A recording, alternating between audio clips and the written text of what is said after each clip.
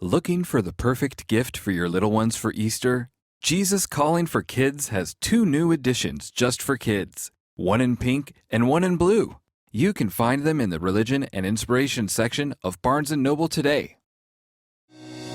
I love the book of Exodus when it says God could have taken the children of Israel the short route, but he chose to take them the long road because he knew the first time they faced a battle, they would turn and flee. And I feel like that's a lot more of it. It's the long-term spiritual exercise that strengthens you for this battle called life. Welcome to the Jesus Calling podcast. This week we talk with 2 women who have known and seen what happens when we find the courage to make a bold shift in our lives. Novelist Patti Callahan Henry and activist and author Rebecca Bender. Rebecca Bender is the CEO and founder of the Rebecca Bender Initiative and is a survivor, leader, and author of In Pursuit of Love. Rebecca thought she was going to have the life she'd always dreamed of when she moved to Las Vegas with her boyfriend, but the dream became a nightmare when her boyfriend became her pimp at the age of 19. Rebecca recounts how she was forced into sex trafficking for nearly 6 years and how, during that time, she could feel God pursuing her and slowly building the courage in her that would eventually allow her to escape. I'm Rebecca Bender. I'm a survivor of human trafficking, but I'm more than just my story. I'm a wife and a mother. I'm the CEO and founder of a nonprofit, and I'm an author of several books, but my newest I'm really excited about, which is In Pursuit of Love. I grew up in a small rural town in Oregon, about 3,000 people. Back then, a little tiny lumber town called Cave Junction, Oregon. But I had a great childhood. I was an only child. I grew up skipping rocks, riding horses and bikes. And I had a great childhood. I grew up, with a lot of animals on small farms, cows and chickens. And one side of my family was very strong Christian family, church pastors and Bible study teachers and ministers. I would go to church with them on Sundays or vacation Bible school. But my life at home with my parents and then my mom and then my stepdad was just so very different than any form of going to church or faith at all. Different forms of violence in the home, whether dad was yelling and throwing things or my mom had a new boyfriend that was really a jerk and didn't treat her very well. It really desensitized me, probably more than I even realized until more recently in my adult life. It left me as an only child feeling very unseen, unimportant, and unwanted, which kind of stuck with me as I grew into my teenage years. I wanted to get out of my little town. I wanted to see the world. I wanted to explore what was out there. Happy to join the new group at school that, invited me to that first party. Happy to do it because I just wanted to love and be loved. I wanted to be a part of something. I wanted to have fun. I was a varsity athlete. I was an honor roll student. I was busy. I was on prom court, Harvest Ball Queen. But again, I was kind of a party girl. So I was great all through school and on the bus to and from away games. And then that Saturday came around, I found out where the nearest party was and went and hung out with friends and just kind of always on the go. That had became my norm. So when I would occasionally attend church with my grandma, I felt very judged. I felt very like, oh, this is the family that, the prayer requests have been about. And I know that was never anyone's intention, but it didn't feel always welcoming. I felt like an outsider, which pushed me, I think, even further away from wanting to be a part of a community of faith. I got pregnant at 17 and had a daughter at 18 and moved into college town that was about 2 hours north of my family. And right away, I could tell that this was going to be not probably the adventure that I had hoped. I didn't have the support of all my grandparents and my own parents and my aunts and cousins. I didn't have any support. And suddenly I was the girl on campus with the kid. Those vulnerabilities I had as a young girl, feeling really alone and unimportant, started to resurface. And it was at that time when I was questioning if I had made the right decision to move there, really starting to get in with the wrong crowd, is when I met a young man who had a lot of ambition and seemed to have a lot of answers to my problems. I'm a single mom living, in poverty, trying to put myself possibly through school. And he had all these answers and he was funny and he was charming. My dreams started to shift and morph into his.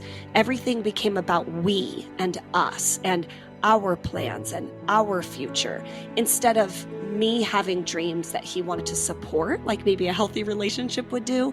Everything became his plans, but somehow he was able to convince me that they would become our plans. Any attempt to fast track a relationship is a huge red flag. Obviously, in hindsight, as a healthy adult, there were a huge amount of red flags that I just didn't know what to look for. Things like frequently making trips out of town, having no job that anyone can actually visit, but enough things that clearly they have a quote unquote good job, right?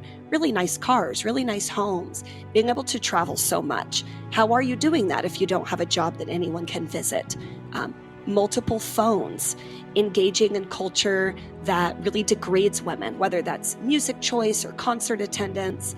Anytime you are in a new relationship, your circle should be doubling, right? You're now getting introduced to his friends and him to yours, and vice versa, instead of your circle shrinking. That seclusion and isolation, whether moving you away or encouraging you to move to a different town, all of those became red flags that no one really noticed. I thought I'd met the one. I thought I was going to get married, have a white picket fence. We talked about having kids someday, and I just was completely in love. I was a 19-year-old girl, head over heels in love with this man that seemed to have all the answers to every problem that I had. And when we started packing up my apartment to move in, he told me that his job was relocating him to Las Vegas.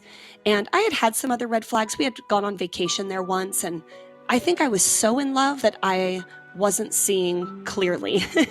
And I'm sure I'm not the only woman in this world who's been so head over heels at 19 that you just kind of look aside at the things that may have caused red flags because you so hope and want this relationship to work.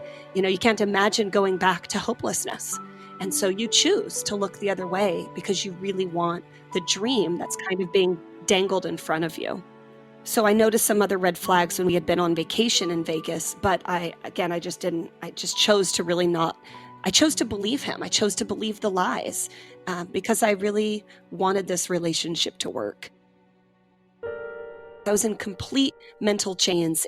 Traffickers are very good at brainwashing. There's actually a study out from Northern Colorado University that shows that domestic human trafficking, so trafficking here in the United States, it fits all 15 indicators of cult behavior, which was really eye-opening for me when I learned that, because you could see how this high control leader really created this us versus them mentality, controlling where you eat and when you sleep and who you're in relationship with, who can be your friends, a complete isolation to outside information.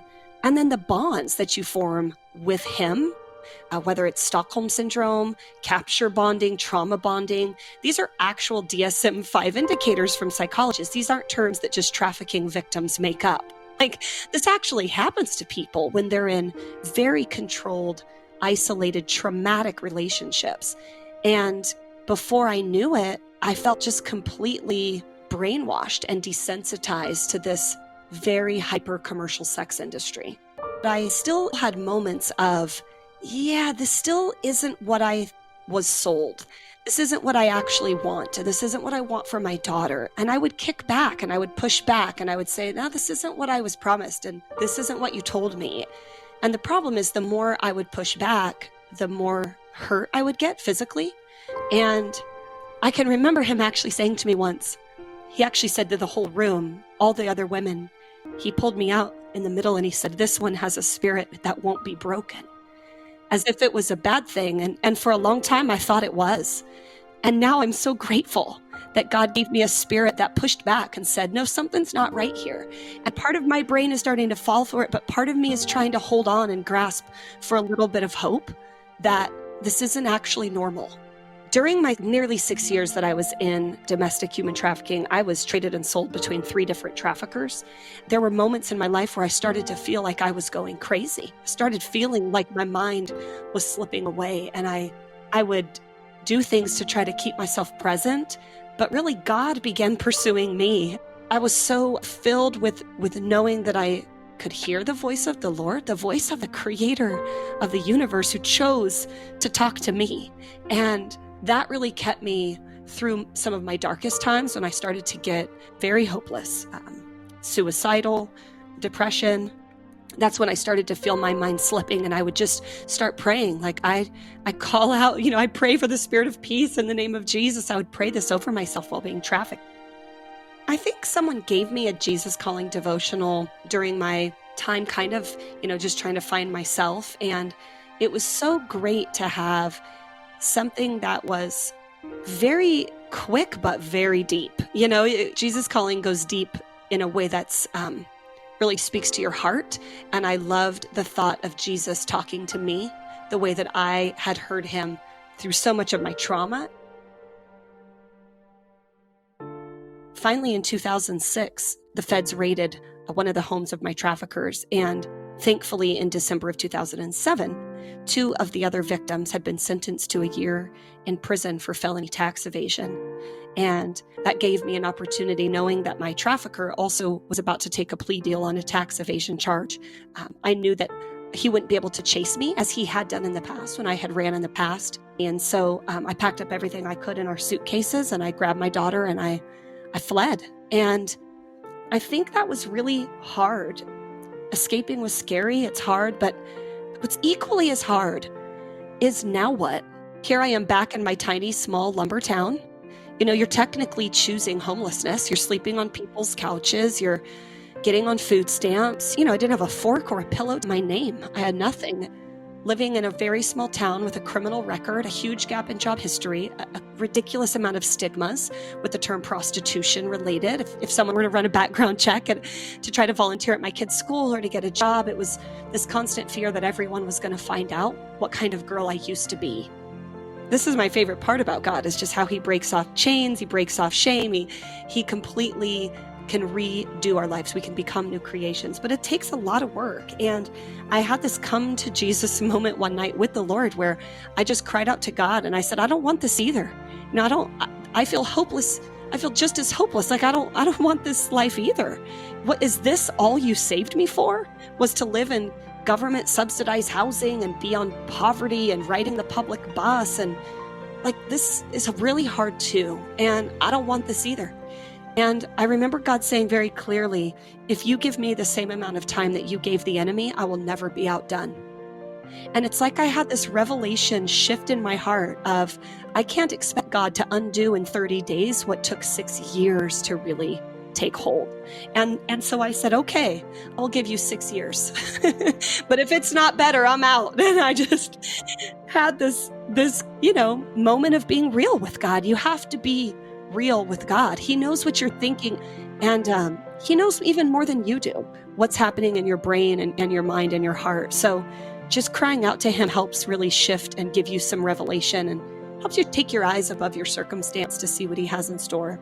It was in that moment of declaring, okay, I'm all in, and that I started accepting, I think, more of the support from my community, from my family, from my church. And God just did a radical shift in my own heart where I started loving the small town I lived in.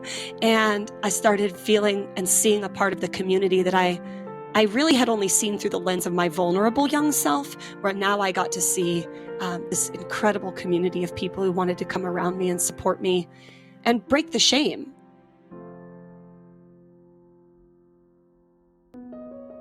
I am now happily married. My husband and I have been married. We celebrated 10 years earlier this year, and we have 4 beautiful daughters. My oldest daughter, who is with me during all of this, is now almost 20 years old, and she's a junior in college, and God is just doing great things in her life. We're so blessed. We live on a tiny little farm with chickens and eggs and a little garden, and I just love being able to travel and share the word of the Lord. I started the Rebecca Bender Initiative back in 2014. I had started sharing my story back in 2008, and the Lord just kept kind of eating at my heart that I needed to do something. So I took my story and created a law enforcement training and a medical professional training to try to help community professionals.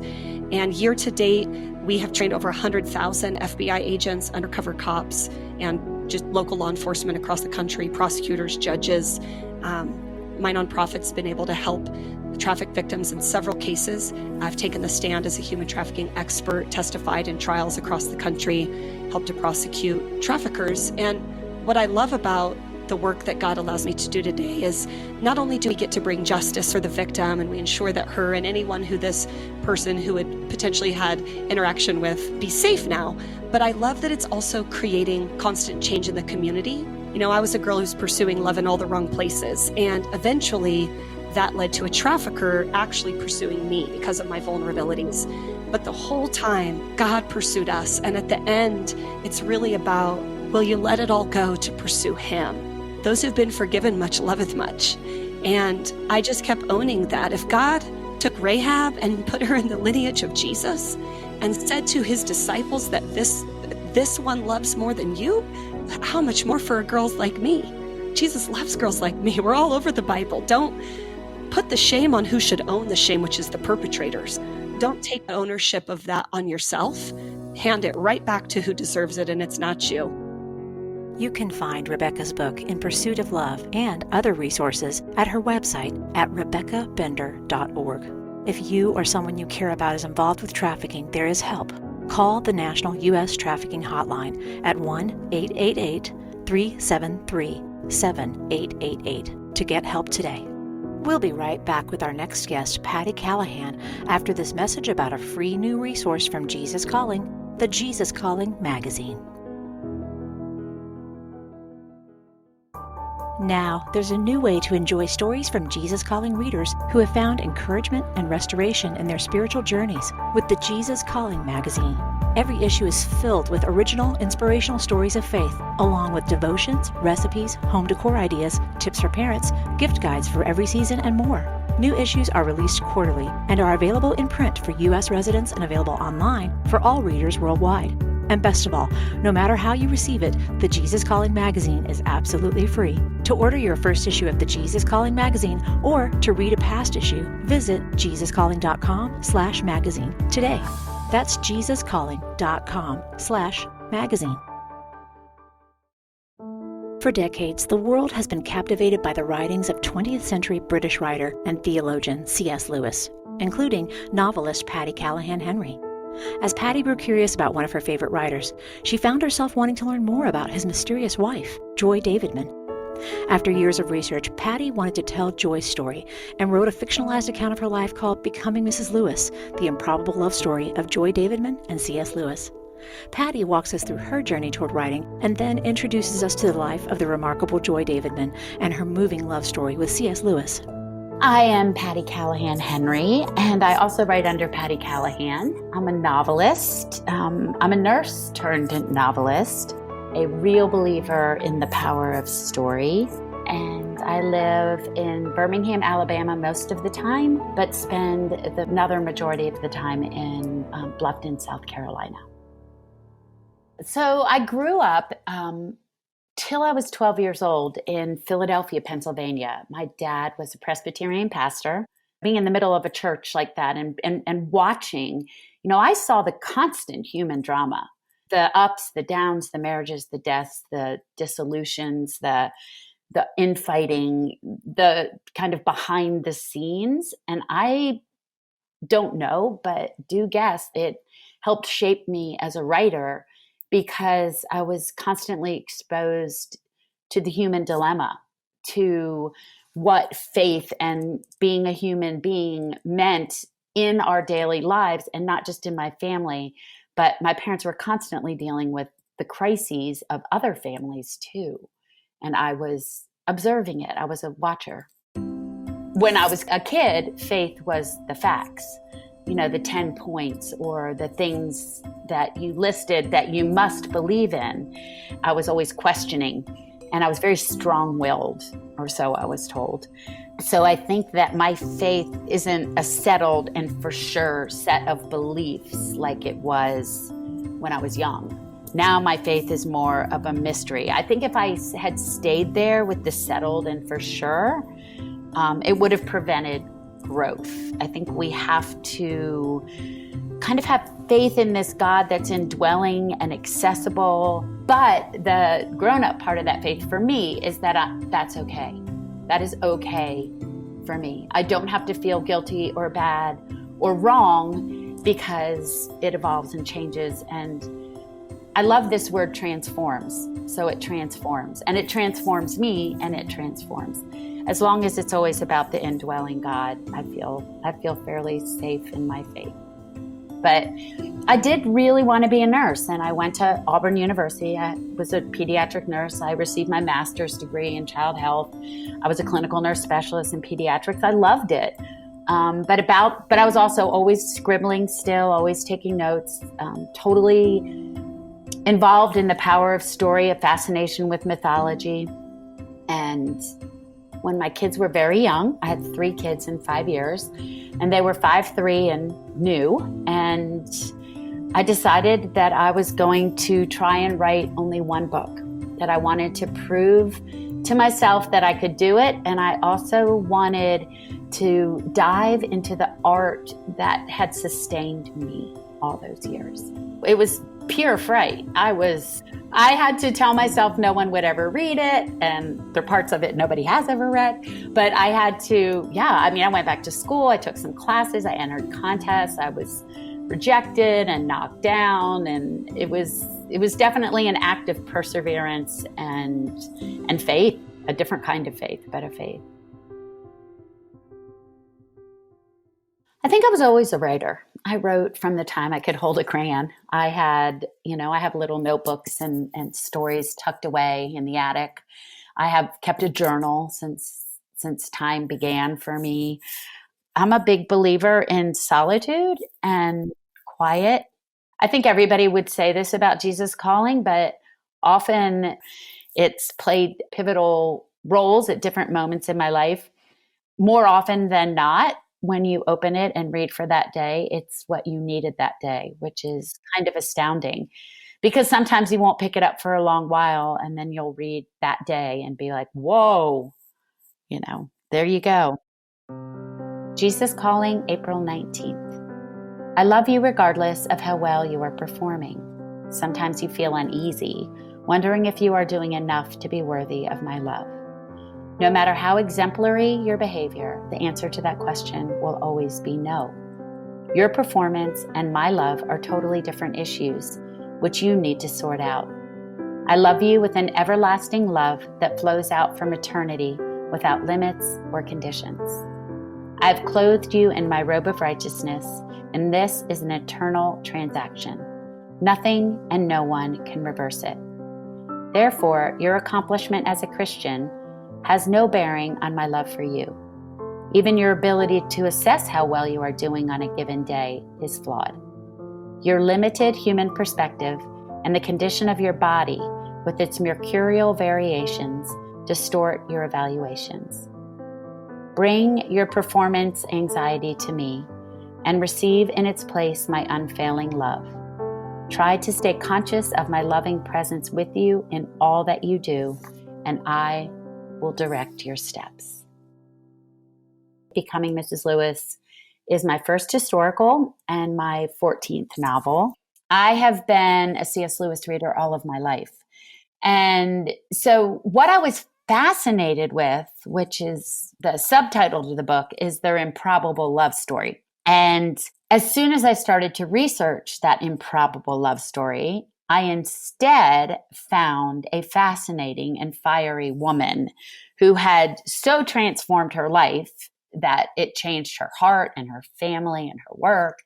And then, of course, that transformed the heart and the life and the work and the family of one of our most beloved authors of the 20th century. When I say improbable, what I mean is that here we had this married, ex-atheist, ex-communist, former Jewish heritage, married with 2 kids, woman living in upstate New York.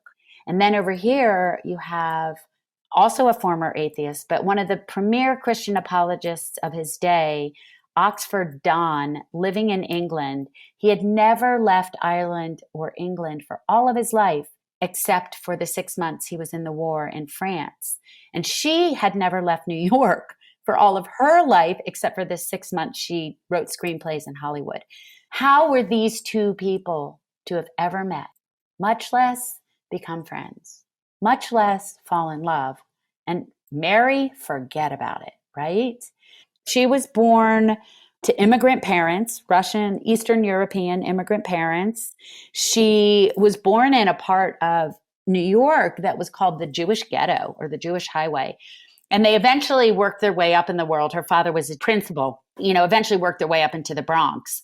But she was not a child of privilege by any means. She was privileged because she lived in America, but she went to a public college, tuition free. They didn't have money when she graduated. She had to live with her family.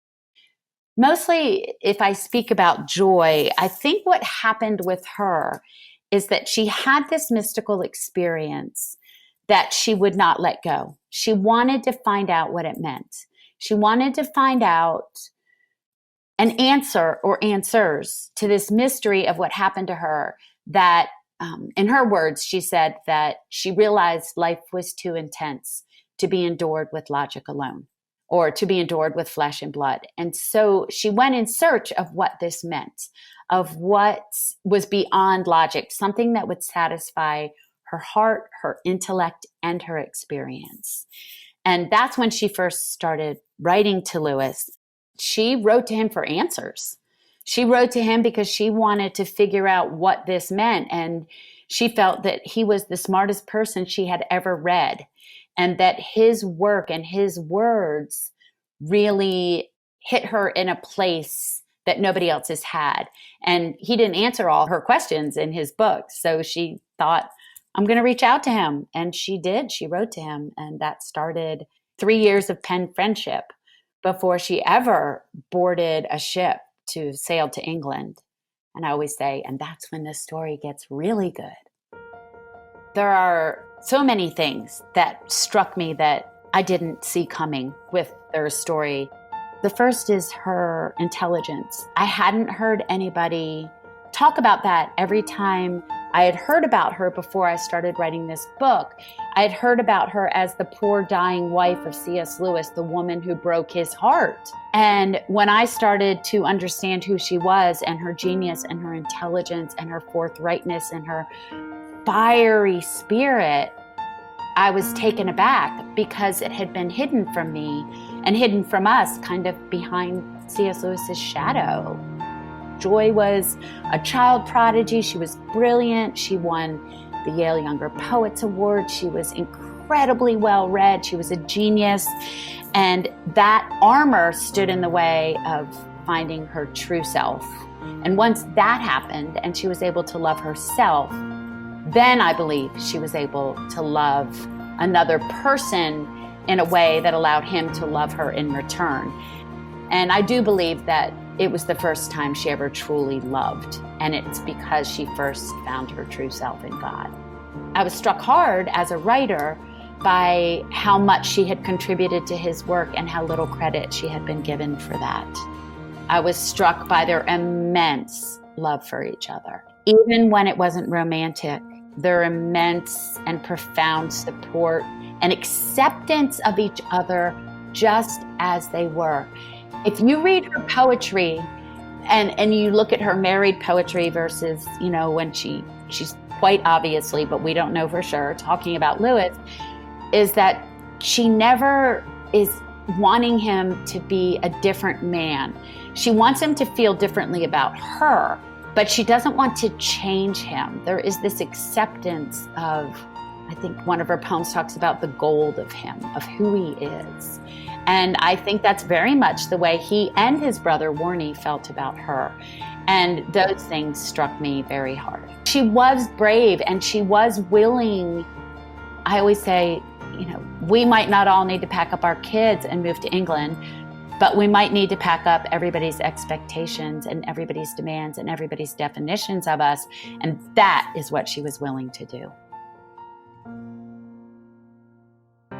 Transformation is the heart of the novel. That is why the title is Becoming.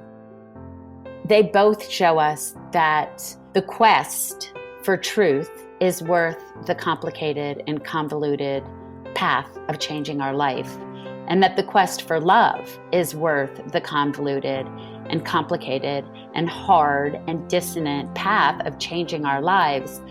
Because if you put Joy's journey down on paper, it doesn't look like everything got better just because she went on a quest for the truth and for love and for God. But if you look at the bigger picture, it was worth it. My favorite quote by Joy is, "If we should ever grow brave, what on earth would become of us?" And I love that question for the two words that are stuck in that sentence, which are grow and become. If we should ever grow brave, what should become of us?